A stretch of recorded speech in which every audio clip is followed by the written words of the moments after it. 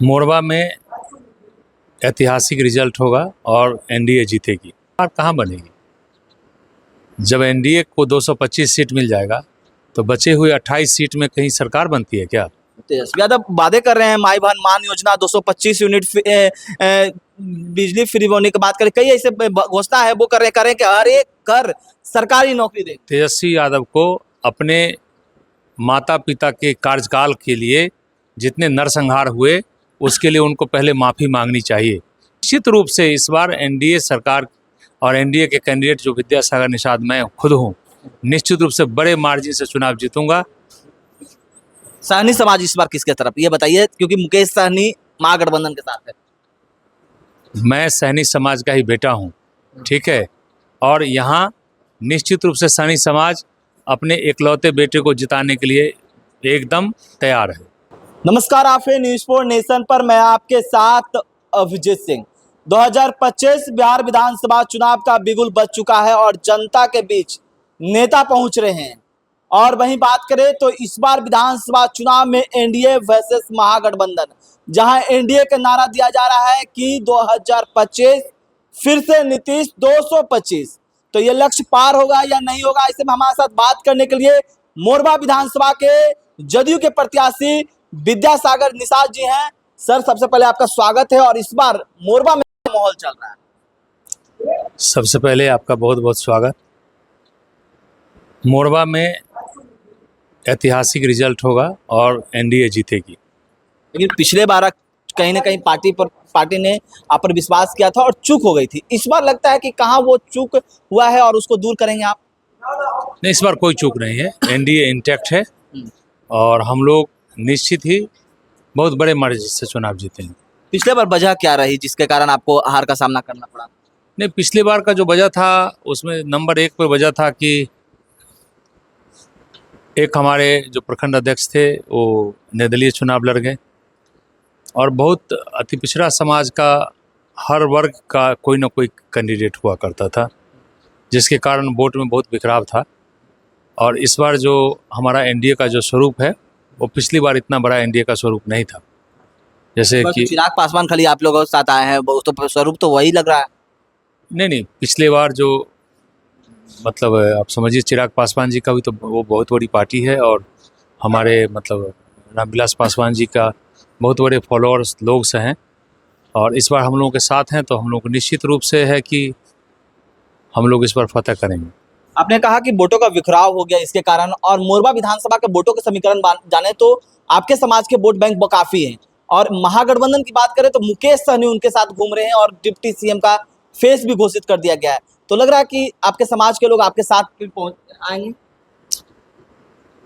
हम लोग मोरवा विधानसभा में आज से नहीं, लगभग 1990 से ही संगठित रहे हैं और आज भी संगठित हैं लोग। और जहाँ तक मुकेश जी का बात है तो मुकेश जी के साथ महागठबंधन ने जो किया है वो मुकेश जी समझ रहे हैं कि उनके साथ क्या अच्छा हुआ है। लेकिन वो तो उप मुख्यमंत्री को घोषित कर दिया गया, चेहरा घोषित कर दिया गया कि सरकार बनेगी तो वो उप मुख्यमंत्री बनेगी। सरकार कहाँ बनेगी? जब एनडीए को 225 सीट मिल जाएगा तो बचे हुए 28 सीट में कहीं सरकार बनती है क्या?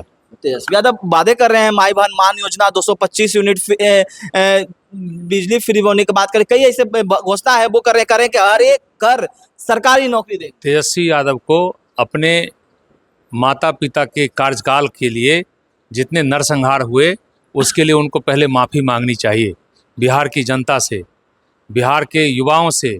जो बिहार के अंदर जो उन्होंने उनके कार्यकाल में हुआ उसके लिए उनको माफ़ी मांगनी चाहिए।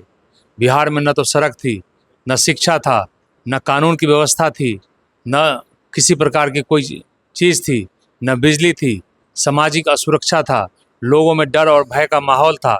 इन सब चीज़ के लिए माफ़ी मांगना चाहिए। लेकिन तेजस्वी यादव वही बोलते हैं कि आप लोग वही राग लगाते हैं कि 20 साल पहले क्या था, 20 साल पहले क्या था। तेजस्वी ने तो 17 महीना में जो कर दिया, ये बात करते हैं तेजस्वी यादव। कहते हैं कि 17 महीना में हमने नौकरी दिया, रोजगार दिया। इस बार सरकार युवाओं की बनेगी। मुख्यमंत्री नीतीश कुमार पर तंज कसते हैं, बोलते हैं वो बीमार हो चुके हैं। उनका काम है दूसरों को नीचा दिखाना। पहले अपने गिरेबान में झांक के देखें। हो उनका जो बड़ा भाई है वो दूसरी पार्टी बना के चला रहे हैं, ठीक है। महागठबंधन के एक एक दल किस प्रकार से अलग हैं वो तेजस्वी यादव को खुद पता है। एनडीए टोटल इंटैक्ट है। हमारे जो क्लास ऑफ वोटर हैं, हम लोग जो काम करते हैं, मुख्यमंत्री नीतीश कुमार जी पिछले 20 वर्षों में लगातार काम करते आए हैं। सभी वर्ग, सभी धर्मों, सभी जाति के लोगों का उत्थान हुआ है, चाहे वो किसान हो, चाहे मजदूर हो, चाहे युवा हो, चाहे महिला सशक्तिकरण का क्षेत्र में हो, सड़क हो, बिजली हो, हर क्षेत्र में उन्होंने काम किया है। बिहार का ऐसा कोई सेक्टर नहीं है जिस सेक्टर पे काम नहीं किया हुआ। एक समय था जो तेजस्वी यादव जी बोल रहे हैं कि हम ये करेंगे। अब एक बात बताइए, जो कैबिनेट का डिसीजन होता है वो मुख्यमंत्री का डिसीजन होता है, ना कि एक मंत्री का डिसीजन होता है। एक मंत्री की हैसियत जो है वो ये नहीं है कि अपने विभाग में कि बिना कैबिनेट के अप्रूवल के कोई नौकरी दे दे। वो चपरासी तो उन्होंने भर्ती नहीं किया।